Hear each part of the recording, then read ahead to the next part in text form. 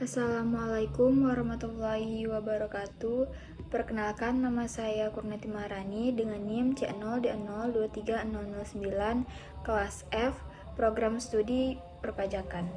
Di video ini saya akan membahas tentang konsep dasar akuntansi perpajakan. Karakteristik informasi dalam laporan keuangan. Yang pertama, relevan. Yang kedua, teruji atau andal. Yang ketiga, verifikasi. Yang keempat, mudah dimengerti. Yang kelima, dapat dibandingkan. Yang keenam, tepat waktu. Yang ketujuh, konsistensi. Yang kedelapan, reliable atau terpercaya. Yang kesembilan, netral. Yang kesepuluh, materialitas. Selanjutnya, akuntansi perpajakan adalah sebuah aktivitas pencatatan keuangan pada sebuah badan usaha atau lembaga untuk mengetahui jumlah pajak yang harus dibayarkan. Dalam dunia perpajakan, akuntansi sebenarnya bukan istilah yang resmi. Istilah yang lebih tepat sebenarnya adalah pembukuan atau pencatatan. Fungsi akuntansi perpajakan ada 4. Yang pertama, sebagai dokumentasi perpajakan tahunan yang bisa dipakai untuk perbandingan dan mengetahui riwayat keuangan perusahaan. Yang kedua, sebagai laporan keuangan resmi yang bisa kita paparkan saat ingin mendapatkan investor atau kegiatan publikasi lainnya.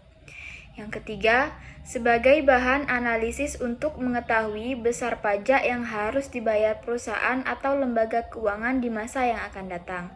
Yang keempat, sebagai strategi menganalisa pajak dan perencanaannya di masa yang akan datang. Klasifikasi pajak. Yang pertama, pajak langsung. Pajak ini dikenakan berdasarkan jumlah penghasilan atau kekayaan yang dimiliki sebuah perusahaan atau lembaga. Adapun besarnya telah diatur dalam Undang-Undang Perpajakan. Yang kedua, pajak tidak langsung.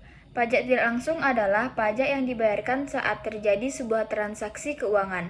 Pajak semacam ini bisa diwakilkan atau dibebankan kepada orang lain. Akun akuntansi pajak. Akun akuntansi pajak adalah akun yang digunakan dalam sistem akuntansi untuk mencatat dan mengelola transaksi yang berhubungan dengan kewajiban dan hak pajak suatu entitas, baik itu pajak yang harus dibayar maupun pajak yang dapat dikembalikan. Akun ini berfungsi untuk memastikan kewajiban perpajakan perusahaan tercatat dengan benar, sesuai dengan ketentuan pajak yang berlaku. Jenis-jenis akun akuntansi pajak. Yang pertama, akun pajak penghasilan atau PPH. Pajak penghasilan adalah pajak yang dikenakan atas penghasilan yang diperoleh oleh individu atau badan usaha. Dalam akuntansi, ada beberapa jenis akun yang berhubungan dengan PPH, seperti PPH terutang. Akun ini mencatat jumlah PPH yang terutang pada akhir periode fiskal. PPH dibayar. Akun ini mencatat jumlah pajak penghasilan yang telah dibayar sepanjang periode. PPH yang tertanggung.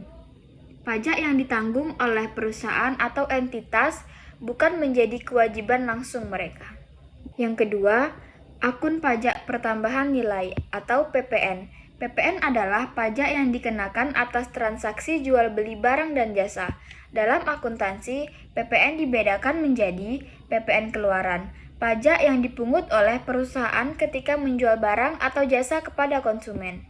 Yang kedua, PPN masukan, pajak yang dibayar oleh perusahaan ketika membeli barang atau jasa dari pemasok. PPN masukan dapat dikreditkan untuk mengurangi jumlah PPN keluaran yang harus dibayar. Yang ketiga, akun pajak lainnya selain PPH dan PPN. Ada beberapa jenis pajak yang bisa muncul dalam laporan keuangan, seperti pajak daerah, pajak yang dikenakan oleh pemerintah daerah, misalnya pajak kendaraan atau pajak reklame. Pajak atas properti, pajak yang dikenakan oleh kepemilikan properti, seperti pajak bumi dan bangunan. Fungsi akun akuntansi pajak.